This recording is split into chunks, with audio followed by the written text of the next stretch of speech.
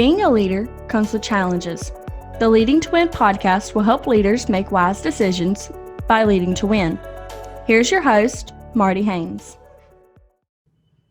Welcome to Leading to Win, where our goal is to help you become a better leader. And today, great timing, we have David Sims with Security First IT. David, it's good to have you today. Thanks, Marty. I appreciate you having me on. I know I've been asking forever. Yeah, now that is true. That is true. He has been asking forever. And, what better way, especially with today's topic. I'm like, this is great timing.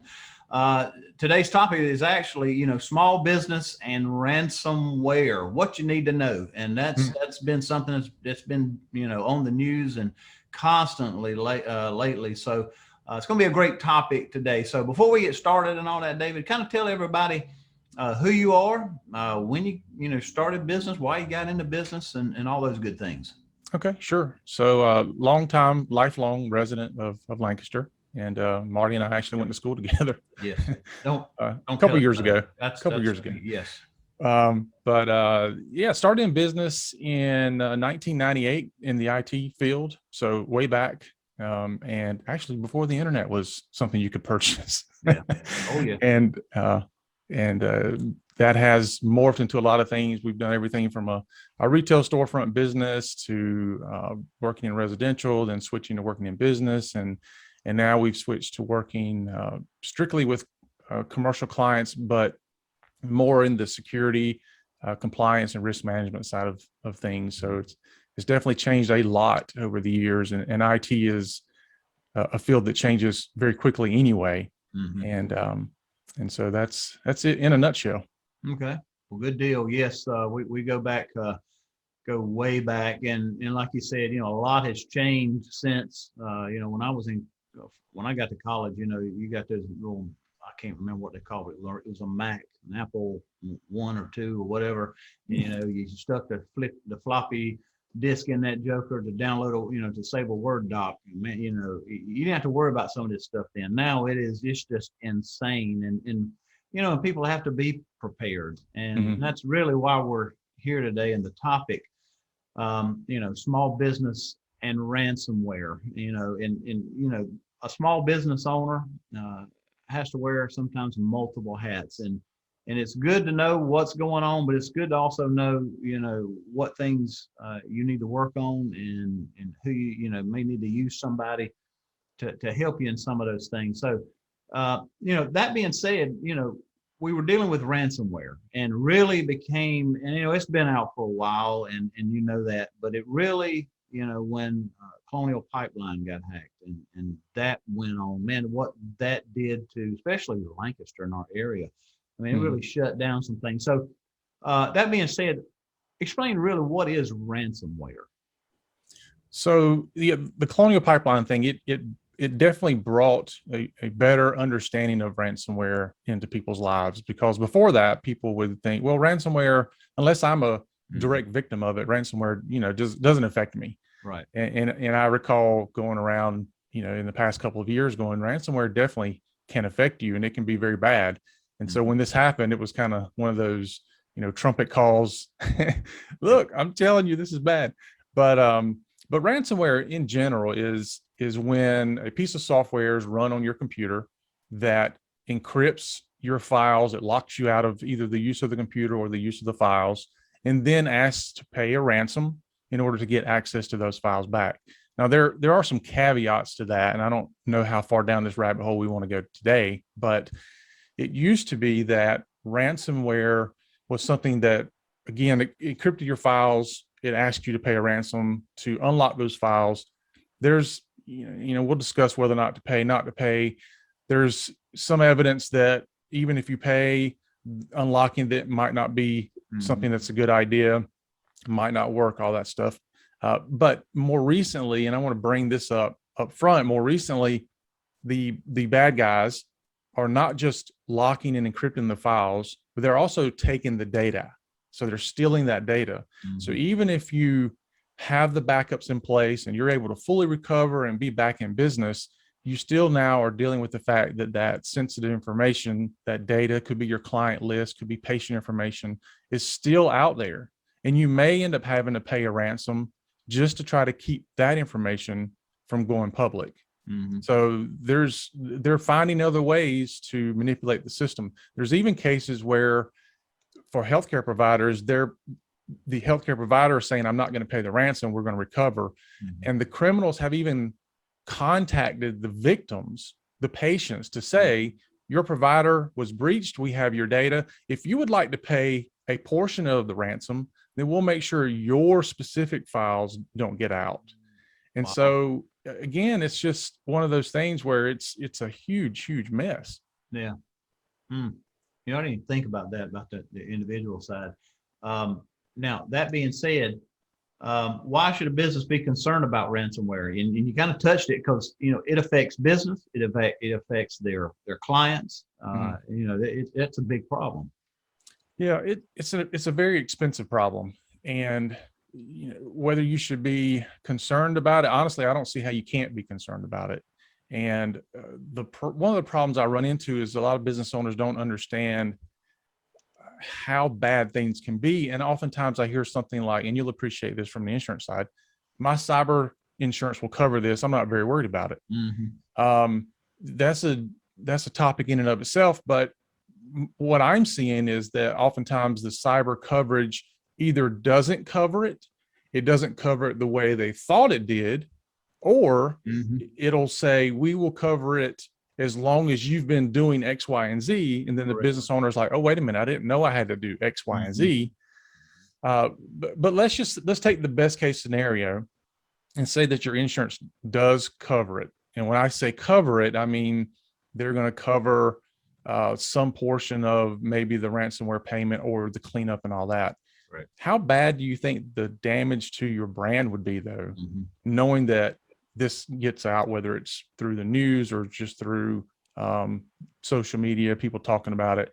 I mean, I personally don't really feel comfortable doing business with a business who's had a ransomware incident. Right.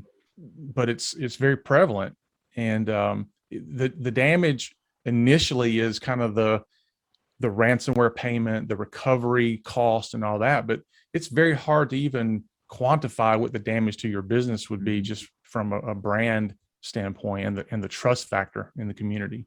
Yeah. Now, that being said, are there some things that somebody like myself, being a consumer, if I'm dealing with a business, let's just say healthcare, a doctor's office or a bank or whomever, are there questions I can ask them to see, hey, am I comfortable visiting this facility based off something like a ransomware attack? Yeah, there are. For other vendors, like for us, when we vet clients or we vet other vendors, we do what's called a due diligence process. And that's, think about it, when somebody tries to get insurance from you, you're sending them this 100 questionnaire. Yep. That's basically the insurance company and the underwriter doing their due diligence to see whether or not this person is a risk and what they're doing. It's kind of the same process. You have to figure out what questions you need to ask, and we have all these questions documented, but you want to ask, what are you doing to combat ransomware? What does your cybersecurity program look like?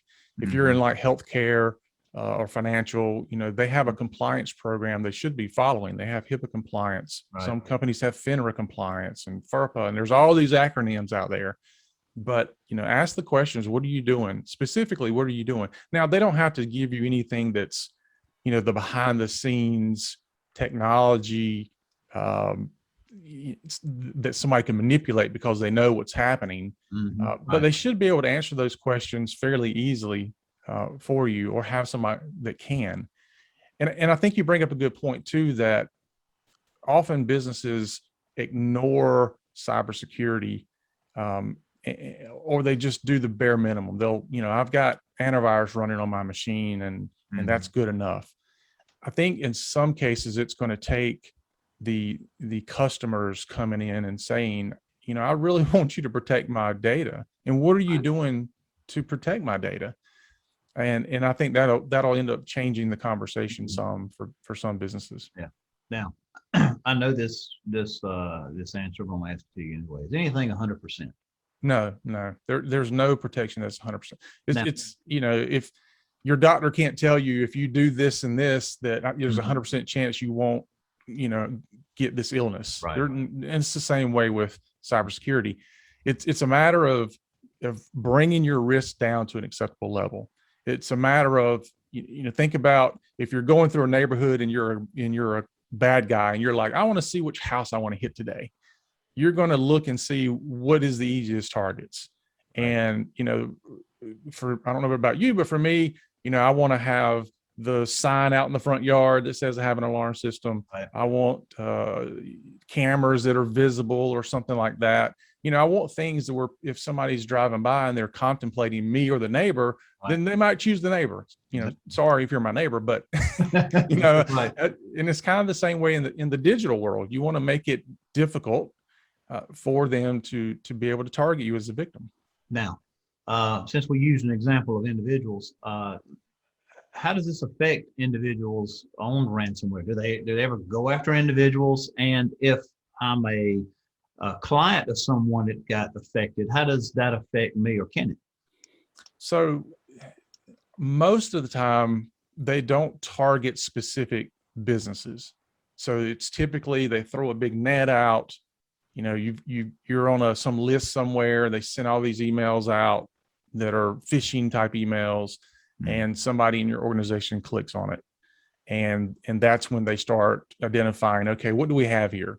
Think about when you're out fishing with a net and you pull it in, you don't have any idea what you have. And you start getting it close to the boat and you're like, oh, check this out. Look what we got here. Yeah. Then you make a determination as to whether or not you pull it on into the boat or you just release it. And it's kind of the same thing. You want to figure out what you have here. There are times when they are specifically targeted, and we do see that happening.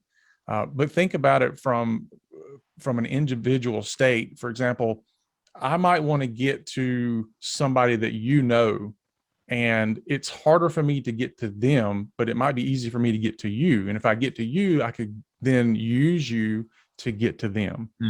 And that's a very effective way to do it, because if I can infiltrate, for example, your email account, and then I can email that person as you, if I send them something and ask them to click on it, they are much, much more likely to click on something than if I were to send it to them, because they don't know who I am.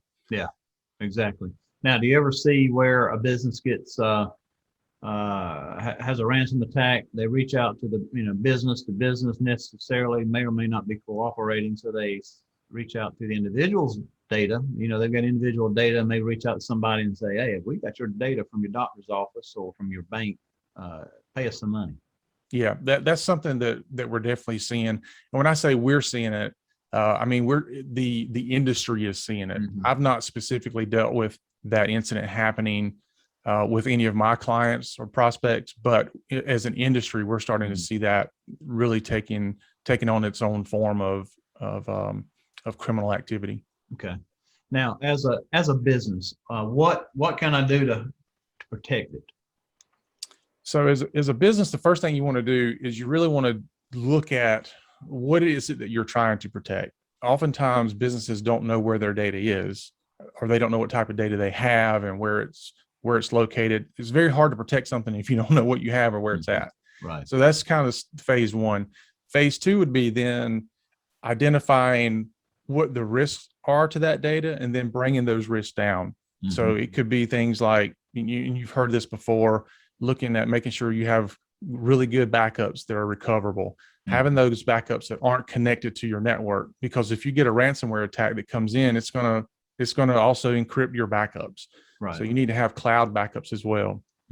And how are those things connected? Because even when you're dealing with cloud backups, here's an example. Some people will have the cloud backup where as soon as a file changes on their computer, it automatically backs that up to the cloud. So it sounds great because you have instant backup, right? Right. The bad thing is if that file becomes encrypted, it automatically backs it up immediately to the cloud. So now you've got that encrypted file that's backing itself up. And if it's overriding your previous backups that are there, or your previous files that are there, now your cloud backups have been encrypted as well. So it takes time to look at all that.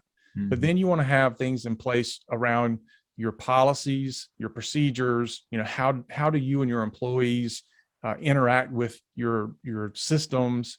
What are they doing as far as email, making sure they're not clicking on phishing email? Can they identify those things? Do they know how to handle something that looks kind of strange? Are they mentioning it to somebody? We've had times where, in fact, we had a client that had a breach last year, and come to find out, the employee that was the target of the breach, it happened a week before, and she saw it. She knew something was kind of weird, but she didn't bring it up to anybody until something else started happening. And she's like, "Oh, by the way, I did click on something last week and it looked kind of weird." You give a hacker a week in your systems, that's a lifetime. It comes down to three different things. You have to look at your people, your processes, and your technology. It's not just a technology problem to solve. Right. And as long as you're doing those three things in a reasonable and appropriate manner, then you've drastically lowered your risk and your footprint for attack. Yeah, that makes sense. It's being prepared. I'll give you an example. When the Colonial Pipeline issue happened, I always keep extra gas out in a building for crazy situations or for the lawnmower and those sort. I just keep extra stuff. And when that happened, because I drive a lot with business and some different things, if I did not have that already stored, and I did use it, I had to use what I had stored because it just got crazy here. I'd have been in trouble. So it's being prepared. It's not things are going to happen. You just have to be prepared to be able to, like you said, do some things that somebody's going to say, well, that's too much aggravation to deal with this company. I'll go over here. This one's wide open. Yeah. You really need to have an incident response plan. And that sounds kind of overwhelming oftentimes, but if you have a problem like ransomware, and it could be something other than ransomware, but if you have any type of issue like that, during the problem is not the time to try to figure out what to do. Yep. You're already in a panic state. If you can't get to your systems, your business is not functioning. You have customers standing in line or patients waiting in a waiting room. Every minute counts. You've got to call insurance people, attorneys, forensics, IT, maybe law enforcement. It's just a massive undertaking. And if you're trying to figure this out on the fly, it's going to be a massive failure on your part. So you definitely need to sit down while things are calm and nothing's happening, and really sit there and think about how would we function if we can't get into our systems. And I'm not talking about hours. I'm talking about days and sometimes weeks. You can't get into your systems. Mm-hmm. Yeah, we saw how just what a week with no fuel did. I can imagine if that same situation was a month. That would have been horrible. Cost wise, a business may say, look, I ain't worried about that. I don't have, that costs too much to be prepared or do these kinds of things. It costs a whole lot when they're asking for millions of dollars to get your data back. So that's very costly. Yeah, it's kind of the ounce of prevention, discussion. It certainly costs less to prevent something than it does to respond to it after the fact. Cost wise, the cost range, they're all over the place, but even for a small business that's a single owner, there are options that are very reasonably priced. So it's not out of reach of anybody anymore. The great thing that's happened over the past couple of years is a lot of these really good, robust enterprise level prevention tools have been brought down to the small business industry as far as pricing and availability. It wasn't that long ago that some of these tools you had to buy 1,000 licenses as a minimum. Yeah. And that's no longer the case. They're now selling them to companies like ours that can turn around and resell it to those smaller businesses. So you've got access to a lot better tools, and these aren't off the shelf tools. It's not something you're going to go to Best Buy or Walmart and pick up, you can only get them through IT vendors or cybersecurity vendors. But having those things in place, I mean, it'll help you sleep at night. It helps me sleep at night knowing that my clients are protected that way. And there's been a number of times we've protected clients from things. And we have what's called a multi-layered security approach. So think about it from like your house standpoint. You've got, you may have a lock on your door, and then you have a deadbolt lock on the door. You may even have a chain on the door. You might have a baseball bat. Yeah. You may have a dog. You have an alarm system. You have all these different levels of security that are there. Some of them are to prevent people from coming in. Some of them, like the alarm system, doesn't prevent people from coming in, but it alerts if somebody does come in. It's the very same approach in the digital world. Some of our tools just alert, and other tools are locking people out. And sometimes the tools are locking people in, trying to keep data inside the environment that's supposed to be in and not letting it go out. Right. And so all those things kind of work together to protect the business. Now, what should I do if we've got a client that all of a sudden becomes a victim of this? What's the first step that they should do? This is where the incident response plan is really helpful. But typically, your first step is you really want to look at disconnecting as much as you can. And this is going to be one of those things where it's kind of different from client to client. But if at all possible, what you're trying to do is you're trying to keep the problem from spreading throughout your network. And this can happen extremely fast. So you may not even have that option. You may look up and all the computers are already encrypted. And at that point, it's just a matter of starting to try to figure out how to recover from there. But you definitely want to have somebody that you can call that's very familiar with dealing with this sort of thing, and get them to respond as quickly as possible. And again, based on your situation and your business, your response is going to be different. For example, in some business industries, especially in healthcare, you can't just come in and just let's erase everything and reinstall Windows and do a factory restore on stuff. If you might say, well, all my data's in the cloud, let me just do a factory restore. That might be something that you can do to get back up and running. However, you've also destroyed all of the evidence of what happened. And in some cases, if you can't prove whether or not data was exfiltrated, which is a data breach at that point, if you can't prove that, then the assumption is that it did happen. So you need to prove whether that did or did not happen. So coming in and destroying evidence is never a good thing to do.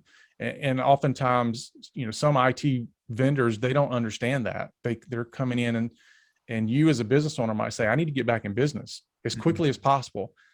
And if they come in and they start destroying evidence to get you back up and running, that might be good to get you back in business today, but it's going to be a detriment to you once you start trying to figure out what actually happened and how are you liable for it.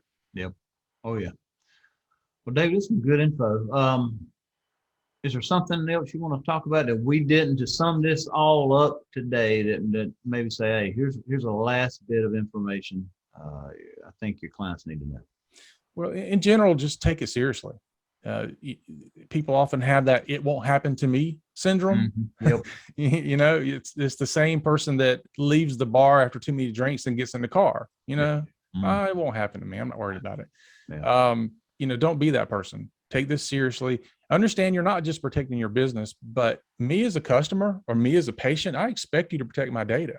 And if you don't, then you've not treated me as well as you should. You're not providing me patient care. You're not providing me good customer service. I expect that. And the law expects it. Every single state has breach notification laws if you have a data breach. There are federal laws about data security and data breaches. So in all likelihood, in any business that you're in, you could be violating state and federal laws depending on how you respond to this and what you're doing. So take it seriously, figure out what you're supposed to be doing, get in touch with people that can help you, whether it's me or somebody else, and reduce the risk of being a victim. Exactly. All right. Well, David, again, some great stuff. Appreciate you being with us today and hey, we'll have to have you back on. Sure. Thanks for having me. All right. Well, everybody else, if you need to get in touch with David, like I said, this is a great topic. Call the number that's on the screen and his website address as well. And if he can help you, definitely reach out to him. And if we can help you today, our website address is hfcinsurance.com as well. Again, hope this was beneficial to you today. And thank you for joining us today on Leading to Win. Have a good day.